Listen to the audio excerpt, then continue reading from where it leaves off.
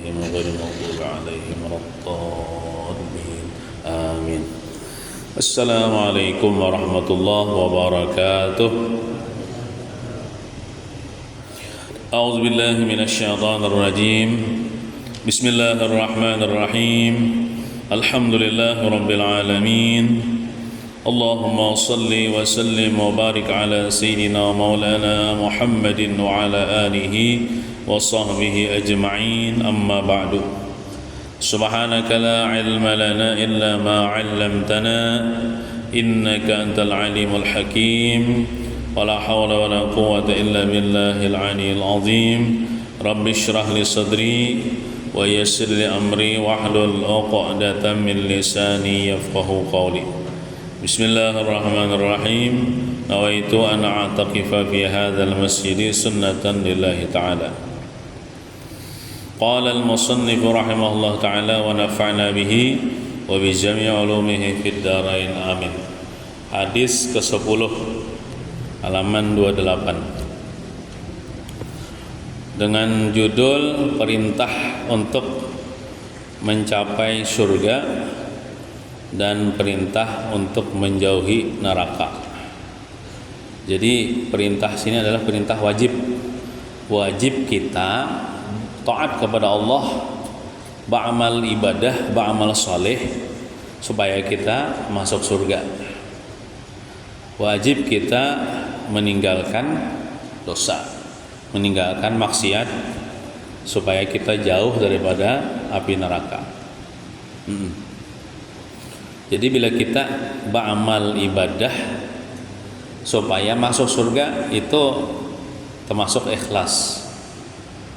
Kita beribadah atau meninggalkan maksiat karena takutan lawan neraka, itu termasuk ikhlas. Cuma belum lagi ikhlas yang paling tinggi. Ikhlas yang paling tinggi itu adalah beramal ibadah atau meninggalkan maksiat karena Allah semata-mata, bukan hendak masuk surga, bukan takutan masuk neraka, tapi karena Allah yang maulah surga, karena Allahnya yang punya neraka. Nah, kayak itu.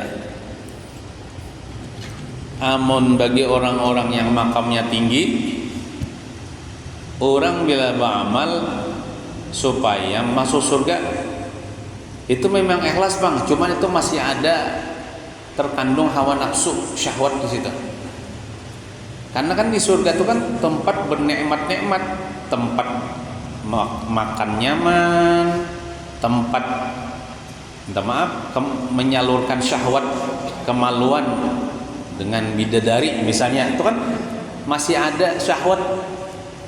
Nah, jadi bila orang nang makam tinggi malah mengomentari orang yang beramal karena supaya hendak masuk surga, itu ujar orang nang tinggi makamnya itu masih ada terkandung hawa nafsu di situ. Nafsu apa? Kan hendak masuk surga, hendak bernikmat-nikmat kelak, hendak makan. Sedangkan apa? Orang hendak makan itu kan hendak bernikmat-nikmat dengan apa? Makanan atau bernikmat dengan jima, itu syahwat. Jadi cara bubuhan nang makam nang tinggi itu masih ada terkandung syahwat itu. Adapun orang beramal karena Allah, itu ada lagi syahwat, ada lagi nafsu. Beramal itu karena Allah bang, ikhlasnya tinggi, ini meninggalkan maksiat karena Allah, bukan takutan neraka, tapi karena Allah. Nah itu yang paling tinggi.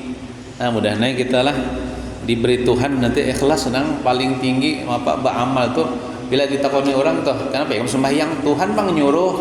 Nah itu karena Allah tuh, mengharap ridha Allah supaya Tuhan senang. Terserah Tuhan nak dimasukkan Tuhan ke surga, ke neraka, kakak peduli ya. Yang penting supaya Tuhan senang karena Allah. Nah itu adalah ikhlas yang paling tinggi. Dari Qulaib bin Hazim radhiyallahu anhu, ia berkata atau ia meriwayatkan hadis. Ujar Qulaib bin Hazim, aku mendengar Rasulullah sallallahu alaihi wasallam bersabda, "Ya qaumi, utlubul jannata bijuhdikum wa ahrubu minan nari bijuhdikum. Fa innal jannata la yanamu talibuha wa innan nara la yanamu haribuha wa innal jannata mahfufatun bil makarih wa innan nara mahfufatun bil ladzati wasyahawati fala tulhiyannakum 'anil akhirah." Yang artinya, ujar Nabi, hai orang-orang, maksudnya hai manusia, hai orang-orang beriman, capailah surga. Capai itu maksudnya carilah surga dengan jerih payahmu. Artinya bila hendak masuk surga itu berhimmat, beramal gitu nah, sungguh-sungguh, jangan pernah mengoler, karena surga itu kada gratis. Capailah surga dengan jerih payahmu, berhimmat, beramal ibadah, dan jauhilah neraka dengan jerih payahmu. Itu juga kita supaya jangan masuk neraka itu harus dengan jerih payah juga, mengarasi nafsu nih supaya jangan menggawe dosa. Itu ada usaha juga ya kalau. Nah, karena tidaklah tidur siapa yang menuntut surga. Bila orang tuh ngaku aku rinduan surga ya, inya kada bakalan guring semalaman, pati semalaman itunya munajat kepada Allah, sembahyang, baca Quran, nya rindu dengan surga. Amunnya bepandir aku rindu dengan surga tapi malandau orangnya guring, atau malam guring semalaman pas subuhnya malandau, dustainya itu pengakuan rindu dengan surga. Karena orang yang rindu dengan surga dia tidak akan tidur, dia akan menggunakan waktunya untuk beramal saleh. Nah, untuk beramal saleh untuk mendapatkan surga itu. Tidaklah tidur siapa yang menuntut surga, dan tidaklah tidur siapa yang menjauhi neraka. Jadi orang yang takutan lawan neraka, inya tidak akan tidur nyenyak. Terbayang-bayang neraka. Neraka digambarkan di Quran dan hadis Nabi kan. Tidak akan janak guring, tidak akan senang dengan tidur berlama-lama karena terbayang-bayang neraka. Pasti dia akan bangun dan menggunakan waktunya untuk berlindung kepada Allah daripada neraka.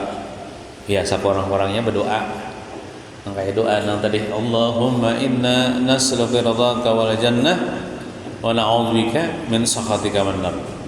Minta surga, minta jauhkan dari neraka. Siapa orang yang minta surga, minta masuk surga, minta kepada Allah supaya masuk surga, maka surga memohon kepada Allah supaya inya nang berdoa itu dimasukkan ke dalam surga.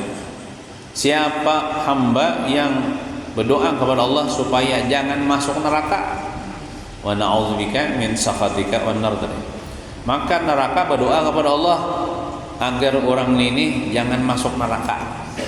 Doa surga bisa berdoa, neraka bisa berdoa. Nah kayak itu. Sesungguhnya surga itu dikelilingi oleh hal-hal yang tidak menyenangkan atau larangan-larangan Allah. Surga itu diliputi, dikelilingi oleh hal-hal yang tidak menyenangkan. Artinya bila orang hendak masuk surga itu mesti dia melewati rintangan-rintangan nang kada nyaman. Contohnya nang nyaman subuh tuh guring le, lalu dikarasinya bangun kayaknya kada nyaman pang. Mata mengantuk, awak uyuh, siang seharianan membawa usaha, pas subuh bangun sungsung hendak sembahyang subuhan kan nyaman dah. Tapi emang balasannya surga. Balasannya surga. Dan neraka itu dikelilingi oleh kelezatan dan syahwat. Ya kalau hendak masuk ke neraka tuh nyaman, guring aja, nggak harus sembahyang lagi. Nah ya kalau itu nyaman, artinya nyaman bagi nafsu. Nah, atau misalnya Ramadan, ini belezat-lezat dengan kada puasa. Nah itu kan neraka bang, kena hasilnya. Nah janganlah kalian dilalaikan dari menuntut akhirat atau surga. Jangan sampai kita dilalaikan oleh dunia nih, sehingga kada mencari surga.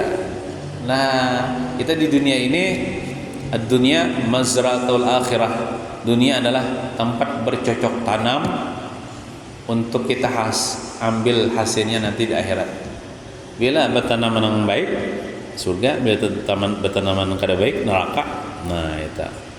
Jadi di dunia ini adalah kita tempat untuk menambah bekal, mengoleksi bekal kesan kita nanti dikubur. Nah, dalam hadis lain dari Abi Sa'id Al-Khudri, Nabi sallallahu alaihi wasallam bersabda, yunadi munadin idza dakhala ahlul jannah ana lakum an tahyau wa la tamutu abadan wa ana lakum an tasihu wa la tasqamu abadan wa ana lakum an tashibbu wa la tahramu abadan wa ana lakum an tan'amu wa la tab'asu abadan. Ini mengisahkan orang yang masuk surga. Juru panggil berseru, ada tukang seru nih, berseru kaina di akhirat. Ada yang berpanggil, ada yang berseru, ada yang berkociak. Juru panggil berseru tuh malaikat kah lah. Ketika penghuni surga sudah masuk surga, Allahumma ja'alna minhum, mudahan kita masuk orang yang masuk surga di ghairi hisab. Masukkan penghuni surga ke dalam surga. Lalu ada berpanggil, ada berkiau, ada berseru, sudah tiba waktunya kalian hidup terus. Artinya sekarang kalian hidup berterusan, nggak ada lagi pematian. Jadi kekal hidupnya, ada pematian lagi, serta tidak bisa mati. Nah, karena jar mati itu sudah mati. Ini ada di akhirat beginilah, bila orang nih nang beriman masuk surga sudah berataan, nang kafir masuk neraka berataan sudah. Lalu jar dirupakan seekor hewan, entah kambing kah, entah domba kah, nang yang itu adalah diumpamakan mati. Hewan itu mati lalu disembelih. Artinya mati ini sudah mati. Nah, mati ini sudah dimati, artinya kada lagi hidup. Maksudnya anak kada lagi mati sudah dimati, artinya hidup berlawasan. Orang nang neraka hidup berlawasan disiksa, orang nang di surga hidup berlawasan mendapatkan nikmat karena mati sudah mati. Nah, mati sudah dimati, kada lagi mati, hidup berlawasan kekal. Nah, tiba waktunya kalian sehat serta tidak bisa sakit selamanya. Nah, jadi penduduk surga itu sehat terus, kada ada garing, tidak sakit, sehat terus bang. Biar makan kencang-kencang, kada sakit parut, dan kada molah buncit, kada molah buris parut. Nya kayak ini jar. Penduduk surga itu diberi, satu orang itu diberi kekuatan seperti 100 orang gitu. Kekuatan pada makan, pada minum, dan pada jima. Enggak ada salah. diberi kekuatan satu orang itu seperti 100 orang. Amun kayak kita nih kan, misalnya kita awak ulun nih satu kekuatan aja, misalnya makan paling sepiring kenyang. Tapi kalau di surga itu kita satu orang diberi 100 kekuatan, ibaratnya kau 100 piring mantap makanan, bahkan lebih. Kan apa jadi kayak itu? Karena amun seandainya kekuatan ahli surga itu sama kekuatan di dunia, kan kita nih paling sapiring menambah sekali tambah ya kanyang udah baru kada tanikmati lagi nikmat-nikmat nang banyak nih tuh. Kanyang sudah kisahnya kada tanikmati lagi. Seandainya dah ahli surga itu diberi satu kekuatan, tapi diberi 100 kekuatan, jadi kau mantap ini, kau mantap jadi terasai nikmat surga itu pada taat. Minum gitu juga kawa ibaratnya 100 cangkir, kada buris, kada sakit parut, supaya tanikmati berata. Misalnya satu waktu menjima, tapi menjima 100 bidadari misalnya dah. Dan menjimanya itu biar tahu lah, sekali menjima itu 80 tahun hanya lebih. Kan itu bujuran di dalam kitab disebutkan 80 tahun beituan aja hanya seekong. Seekong pulang 8 dan minta maaf di surga itu kan ada keluar banyu mani. Soalnya ini bila keluar banyu mani ampih sudah. Iyalah lezatnya situ kada kisahnya. La maniyin wala maniyatin. Tidak ada keluar banyu mani bagi laki-laki, tidak ada keluar banyu mani bagi perempuan. Nah, artinya kuat terus tadi bang. Namun keluar banyu, curut ya, hampir sudah ya kalau lintuk sudah. Di situ kan ada jan. Lawan juga aja di surga tuh kan ada guring. Bah, pian mun guring kada ternikmati. Pemandangan-pemandangan yang indah-indah. Gijim mata. Nah, jadi kada ada kisahnya mengantuk, kada ada bernikmat terus non stop. Balalawasan kekal abadi. Nah, untungnya perubahan ahli surga nih. Nah, jadi sehat terus, tidak sakit selama-lamanya. Tiba waktunya kalian wahai ahli surga menjadi muda terus serta tidak bisa tua selama-lamanya. Ya, umur tuh kayak 30 tahun atau 33 tahun. Saya kada mau bertuha. Kayak itu pang umurnya salawasan.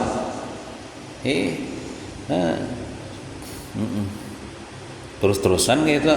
Nah, dan semakin membungas. Misalnya sehari masuk surga misalnya, bungas orangnya. Isuk bertambah bungas lagi. Isuknya bertambah bungas lagi sampai pasangannya tuh modelnya kada pinandu. Iya kah pian dia laki ulun pina bungas hari ini jabar semalamnya. Nah, model kayak itu. Di dunia kan batuha ya kalau kita bisa. Dan tiba waktunya kalian wahai ahli surga bersenang-senang aja, tempat bersenang-senang aja di surga itu, serta tidak bisa sengsara selamanya. Untungnya orang jadi penduduk surga ya kalau itu adalah makna firman Allah Subhanahu wa taala. Makanya dikisahkan dalam hadis ini supaya kita berhimmat benar beramal ibadah supaya Tuhan ridha, supaya Tuhan masukkan kita dalam surga. Itu adalah makna firman Allah Subhanahu wa taala, wa nudu an tilkumul jannatu urithumuha bima kuntum ta'malun. Dan diserukan kepada mereka ahli surga, itulah surga yang diberikan kepada kalian sebagai balasan perbuatan yang kalian lakukan, sebab kalian beramal saleh di dunia. Nah, ini bang hasilnya ya Tuhan, yaitu surga. Dari Abi Hurairah radhiyallahu anhu, ia berkata atau meriwayatkan hadis, Rasulullah sallallahu alaihi wasallam bersabda, Qala Allah Ta'ala, ini hadis qudsi namanya lah, a'dadtu li'ibadiyas salihin fil jannati ma la 'ainun ra'at wa la udhunun sami'at wa la khatara 'ala qalbi basharin. Allah Subhanahu wa taala berfirman, di surga kusediakan bagi hamba-hambaku yang saleh. Ajar hamba-hamba nang saleh. Jadi berarti masuk surga nang kada saleh kada masuk surga lah. Jadi masuk surga itu hamba-hamba Allah yang saleh itu maksudnya nang baik, nang bersih, kada lagi bisi dosa. Namun misalnya ada dosa, berarti kada saleh itu singgah dulu di neraka. Disiksa dulu, disikat dulu kotoran dosanya ini. Pas sudah bersih, jadi hamba Allah yang saleh lah. Lalu dikeluarkan dari neraka, dimasukkan ke dalam surga. Nah, jadi orang saleh juga. Tapi sakit bang dulu disikat dengan sikat api neraka ya lah. Jadi di surga tuh orang-orang yang bersih aja. Ada orang-orang yang berdosa. Sudah diampuni dosanya atau sudah disiksa kan misalnya supaya pelebur dosanya hanya dimasukkan ke dalam surga kalau ada imannya.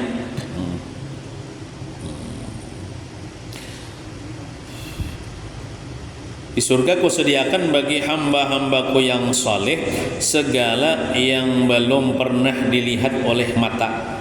Jadi kenikmatan surga itu kada pernah dilihat oleh mata manusia. Nah, belum pernah didengar oleh telinga. Nang kisah-kisah ini kada sama lawan aslinya. Orang tuh mengisahkan surga aja kini indahnya aja, atau orang menggambar misalnya melukis tentang surga kada sama. Orang berkisah kada sama, kada pernah didengar oleh telinga nang sebujurnya nih, nang faktanya nih. Dan tidak pernah terlintas pada hati manusia. Kalau misalnya kita menghayal surga tuh kayak gini, ada kayak itu, harus pada hayalan kita surga itu. Ya.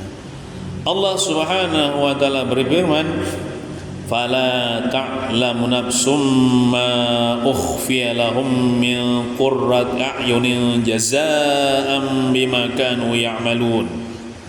Yang artinya tidaklah manusia mengetahui apa yang dirahasiakan bagi mereka. Maksudnya nang berupa nikmat-nikmat surga nih, nang disimpankan nih, dirahasiakan nih bagi mereka berupa kegembiraan sebagai balasan bagi apa yang mereka lakukan daripada amal soleh. Nah, jadi surga tuh, nikmat surga tuh ya kada kau dibayangkan tuh bang. Kada kau dibayangkan tuh bang namanya kemewahannya. Nah, diriwayatkan dari Mughirah bin Syu'bah bahwa Nabi sallallahu alaihi wasallam bersabda, Nabi Musa berkata kepada Tuhannya, "Wahai Tuhanku, beritahulah aku tentang orang yang terakhir yang masuk surga. Kabarkan kepada ulun tentang orang yang tadudi masuk surga." Orang masuk surga ada lawas. Inya tadudi tahu sangkut di neraka dulu. Berapa bagian yang diperolehnya dari surga? Inya tadudi nih masuk surga. Saapa inya dapat bagian rumah, bagian tanah, kaplingan tanah di surga. Lalu Allah Subhanahu wa taala menjawab Nabi Musa, "Wahai Musa, tidaklah tinggal di neraka seorang muslim melainkan satu orang yang ku keluarkan dengan rahmatku, lalu ia berdiri di pintu surga dan ku katakan, masuklah ke dalam surga." Jadi orang mukmin nih ya Allah, nang asalnya di neraka lawas disiksa, cuma orang beriman inya nih terakhir keluar daripada neraka, terakhir pulang masuk surga nih. Lalu inya begana di muka pintu surga nih. jar Tuhan, masuklah ikam ke dalam surga. Orang itu berkata, bagaimana aku bisa masuk surga sedangkan orang-orang telah menempati kedudukan dan mendapatkan derajat mereka, sehingga aku tidak mendapatkan sesuatu apapun dan tidak mendapatkan tempat. Jadi dalam pemikirannya itu surga ini sudah di kapling-kapling orang sudah. Kan ulun ini tadudi ya Allah. Kayak apa ulun hendak masuk surga, ibaratnya hibak sudah awan manusia di surga ini. Ulun tadudi. Ibaratnya orang ribuan tahun, jutaan tahun sudah menghuni surga, ulun hanya datang. Jadi asa kada pede ya gitu nah. Kada percaya diri. Dikiranya kalau surga tuh kayak di kampungnya. Banyak rumah orang hibak kampung. Nah, padahal karena itu aku bertanya, hai hambaku, apakah kau rela, ikam senangkah, maksudnya apakah kau rela, ikam senangkah mendapat tempat di surga sebesar kerajaan dari 2 raja di dunia? Senanglah ikam seandainya ikam masuk surga nih, ikam dapat surga, tempat di surga itu sebesar kerajaan dari 2 raja dunia. Anggaplah misalnya negara Indonesia dan negara Malaysia. Nah, 2 negara gitu kan relakah? Nah, orang itu menjawab, aku rela nyata ya, senang. Jadi pembakal aja di kampung senang nih beratnya. Apalagi jadi presidennya, jadi rajanya di surga. Nah, jadi kisahnya penduduk surga tuh bila masuk surga kan tidak bisa jadi rakyat, tidak jadi raja pada tahan. Bila pian nih masuk surga pada tahan, raja pada tahan. Bila babinian masuk surga jadi ratu pada tahan. Kan tidak jadi nang jongos, jadi pembantu kadada. Pokoknya jadi raja pada tahan, Bang. Masing-masing besi kekuasaan. Siapa aja rakyatnya, anggaplah rakyatnya bidadari. Ya Allah. Jadi kadida, jadi anak buah, jadi orang miskin, jadi rakyat biasa, jadi raja berataan. Bahkan orang taduli masuk surga pun jadi raja juga. Ruginya mun kada masuk surga ya kelak. Nah, ku katakan kepadanya, ujar Allah Ta'ala nih pulang, masuklah ke dalam surga. Masuklah ikam ke dalam surga dan engkau akan mendapat berapa kali lipat dari itu. Ibaratnya tuh sejauh mata memandang tuh ya ampunnya. Itu ada riwayat mengatakan pastinya masuk surga aja lalu gugup, saking gugupnya nih. Bahasa Arabnya tuh ana rabbuka wa anta abdi, ya paling gitu. Ulun Tuhan engkau dan pian hamba ulun, ya kita ucapkan itu seharusnya kan ulun hamba pian dan pian Tuhan ulun. Saking gugupnya nih, saking takjubnya dengan surga, lalu ingin memuji Allah nih, lalu paling menyambut gitu, ana rabbuka wa anta abdi, ya wahai Allah, aku Tuhan engkau dan pian hamba ulun, ya saking gugupnya. Ada riwayat mengatakan gitu, saking takjubnya tersesalah nyambet dia. Allah memberinya sebesar kerajaan dari tempat raja di dunia. Sifat surga terlalu banyak untuk bisa dihitung, ada kehitungan tuh kemewahan-kemewahan surga ini.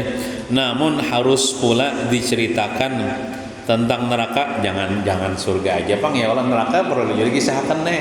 Ya Allah, supaya kita takut berbuat dosa. Nah, berkata Anas bin Malik, sahabat Nabi nih, ketika turun ayat jar wa inna jahannama la mau'iduhum ajma'in, sesungguhnya neraka adalah tempat yang dijanjikan bagi mereka semua, mereka yang berbuat dosa kada bertobat, atau mereka yang kafir, nauzubillahi min zalik ya Allah. Nah, Rasulullah sallallahu alaihi wasallam beliau menangis dan menangis pula sahabat-sahabatnya lantaran tangis itu. Nabi membaca atau dituruni ayat ini, sidin menangis sidin. Mereka sahabat tidak tahu apa yang dibawa oleh Jibril. Jibril kan membawakan wahyu nih ayat ini kepada Nabi, serta tidak seorang pun yang mampu bertanya kepada beliau, kepada Nabi. Nabi menangis sidin. Nah, Nabi SAW apabila melihat Fatimah gembira, anak sidin nih, beliau pun merasa gembira. Maka pergilah. Jadi Nabi ini jadi lihat sahabat menangis terus. Nabi sahabat kan tahu pada Jibril membawa ayat tentang neraka ini. Jadi kayak apa caranya supaya Nabi ini jangan menangis? Kan Nabi ini bila melihat anak sidin Fatimah pasti gembira. Nah, caranya kiau Fatimah aja supaya ambil menangis.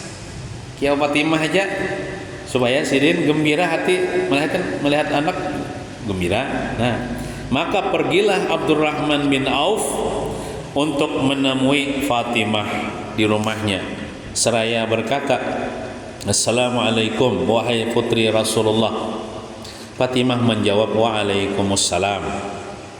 Fatimah bertanya, "Siapakah engkau?" Abdurrahman menjawab, "Saya Abdurrahman bin Auf, sahabat Rasulullah." Fatimah bertanya, "Hai putra Auf, ada apa kau datang? Kenapa jadi datang?" Abdurrahman menjawab, "Ku tinggalkan Nabi SAW sedang menangis dalam keadaan sedih, dan aku tidak tahu apa yang dibawa oleh Jibril alaihissalam." Fatimah berkata, "Pergilah engkau, iya, pergilah ke situ kena ulun datangi Abu Ulun maksudnya. Sebentar lagi akan menjumpai Nabi SAW. Barangkali beliau memberitahu aku tentang apa yang dibawa oleh Jibril." Lalu Fatimah memakai baju usang, baju buruk benar, yang ditambal pulang, sudah buruk bertambal pulang. Siti Fatimah nih bisi baju dengan pelapah daun kurma, ada dengan kain nggak ada, ditambal baju nang carik nang belubang itu dengan pelapah daun kurma di 12 tempat. Nah, 12 tempat, 12 tambalnya ibaratnya. Nah, tatkala Umar melihat kedatangan Fatimah, lalu Siti Fatimah mendatangi Rasul entah itu waktu itu di Masjid Kanabilah. Ya, lalu Umar melihat kedatangan Fatimah, ia memegang kepalanya seorang malah seraya berkata, "Sungguh kasihan putri Rasulullah SAW memakai baju katun, nama kain yang sudah usang, yang sudah buruk, serta bertambal daun kurma di 12 tempat, 12 tambalnya." Jadi kayak kasihan Sayyidina Umar melihat putri Rasulullah ini berisi baju nang buruk benar bertambal.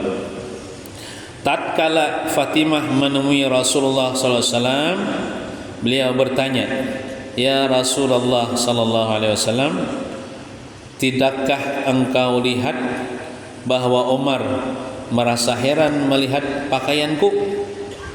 Demi Allah telah mengutusmu dengan kemuliaan, aku dan suamiku Ali tidak mempunyai tempat tidur sejak 5 tahun kecuali kulit kibas."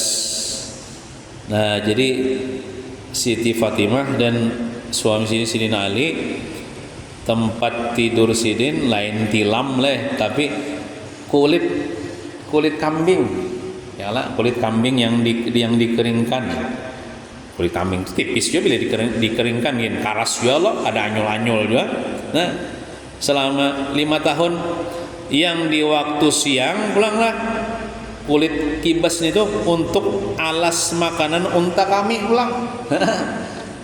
Unta gasan makan nih, wadahnya tempat makannya gitu pulang dipakai. Karena mungkin dicuci malam gasan kami tidur.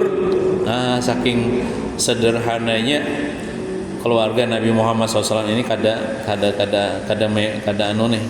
mewah lawan dunia dibandingkan kita jauh benar ya kalau jauh benar nyaman kita. Nah, sedang di waktu malam kami hamparkan nang kulit kibas tadi gasan kami guring, sementara bantal kami terbuat dari kulit masak yang di dalamnya berisi daun kurma, kulit binatang juga diandaki, ibaratnya kapoknya nih, daun kurma nah dimasuki. Nah itu apakah yang telah membuat baginda menangis? Kenapa jadi pian menangis? Ujar Siti Fatimah. Nabi SAW menjawab, bagaimana aku tidak menangis sedang Jibril telah datang membawa ayat ini. Ya, ayat yang tadi. Lihat ayat tersebut di atas tadi. Diceritakan dari Mansur bin Amr, ia berkata, aku berjalan di salah satu jalan di Kufah. Ini lain pulang kisahnya. Pada suatu malam yang gelap, bari kada ada belistik lah, untuk suatu keperluan aku berjalan di tengah malam. Dari sebuah rumah tiba-tiba ku dengar ada suara seseorang Ujar suara itu inyamul kayak munajat lawan Tuhan. Tuhanku, ya, demi kegagahan dan keagunganmu, aku tidak ingin menantangmu dengan maksiatku. Bukanlah aku tidak mengenalmu ketika berbuat maksiat, melainkan dosa yang menimpaku. Bahasanya tuh, maksudnya tuh inya nih minta ampun sama Tuhan dalam munajatnya. Namun bahasa kita tuh ulun Tuhanai waktu ulun menggawi dosa maksiat toh, bukan ulun ni wani lawan pian. Tapi ulun yang ini berbuat maksiat itu ulun ingat lawan pian, ingat bukan tadi ingat. Ulun ni tagawi maksiat karena ulun ni lemah daripada melawan hawa nafsu ulun. Ulun dikalahkan oleh hawa nafsu ulun. Ulun ini lemah, bukan ulun ni wani menentang lawan pian kada. Nah, itu ibaratnya tah. Nah, itu tabir lah, bukan takbir. Tabir itu tutupan dinding. Tabirmu, tutupanmu yang menutupiku, dan kesengsaraan membuatku melakukan maksiat dengan kebodohanku. Jadi kayak ini, kita tuh lah bila sekali berbuat dosa, berbuat dosa apa di padang sunyi masih ditutupi Tuhan kelak aib kita tuh, ada diungkai Tuhan kelak. Tapi kita nih wani pulang-pulang malah mengerjakan itu berulang kali ditutupi Tuhan pulang. Berulang-ulang sampai kayak itu tetap tabir Tuhan tuh menutupi kita. Lalu kita nih maksiat kadang-kadang kita tertipu dengan sifat hilimnya Tuhan, tertipu dengan tutupan itu. Seharusnya kan kita ini bersyukur Tuhan masih menutupi aib kita. Seharusnya kita berterima kasih kepada Tuhan, lalu ambil berbuat maksiat ini kada. Semakin ditutupi semakin berhimat. Itu tandanya kita bodoh. Tandanya kita bodoh dengan kebaikan Tuhan. Seharusnya kita diberi anugerah ditutupi aib kita, jangan lagi gitu nah. Jangan lagi diulangi. Tapi karena kebodohan kita mau ulangi, walaupun di tempat tersembunyi kita. Nah, ini munajat kita kepada Allah Subhanahu wa taala. Sekarang dia aku mengharap dari keutamaanmu, arti keutamaan itu karuniamu. fadlun minka. Ulun mengharap karuniamu agar menerima alasanku nih. Artinya ulun nih, ini kan membuat alasan lah ulun maksiat tuh Tuhannya bukan wanion pian, ulun nih dikalahkan oleh setan, dikalahkan di alasan nih, terimalah alasan ulun. Uzur ulun nih. Nah, jika engkau tidak memaafkan dan tidak kasihan padaku, alangkah lamanya kesedihanku dalam siksaanmu. Seandainya pian nih kada maafkan ulun, kada memuni dosa ulun nih, sengsara ulun bala lawasan dino api neraka. Nah, saat ia terdiam, lalu didengar oleh siapa tadi mendengarkan tadi Mansur bin Amr leh. Orang tuh ada munajat malam-malam di rumahnya, didengarkan sidin. Lakanya ampih kada lagi bepandir. Saat ia terdiam, lalu dibacakan satu ayat dari kitab Allah. Ada riwayat mengatakan nang membacanya ini si Mansur nang membaca, dibacakannya ayat Allah nih, ayat Allah tentang neraka. Di rumahnya dibacakannya, ya ayyuhalladzina amanu qu anfusakum wa ahlikum nara wa quduhan nas wal hijarah 'alaiha malaikatun ghiladun shidadun la ya'sunallaha ma amarahum wa yaf'aluna ma yu'marun. Ya, tiba-tiba dibacakannya nih, entah itu tujuannya apa kan, nak mau manasi kan, tahu juga lah. Nah, kebetulan nang orang munajat ini paham maknanya. Apa maknanya? Hai orang-orang yang beriman. Masuk kita nih di kitab Tuhan, di pendiri Tuhan. Hai orang-orang yang beriman, jagalah dirimu dan keluargamu dari api neraka. Kita jaga diri kita, keluarga kita jangan sampai masuk neraka. Yang bahan bakar api neraka ini Pak, berasal dari manusia itu sendiri. Manusia yang masuk neraka itu bahan bakarnya, dan batu dan manusia bahan bakarnya. Yang mengurusinya, artinya nang bertindak menyiksa nih di neraka itu siapa? Adalah malaikat yang bengis, yang keras, yang kejam. Nang kadida sifat kasih sayang di hati malaikat itu, nang diciptakan Tuhan seperti untuk menyiksa aja. Nah, tidak mendurhakai kepada Allah. Malaikat penyiksa itu kada pernah durhaka lawan Tuhan, ya Tuhan siksanya terus. Ada nang bayi istirahatan. Nah, atas apa yang diperintahkan kepada mereka, dan mereka kerjakan apa yang diperintahkan kepada mereka.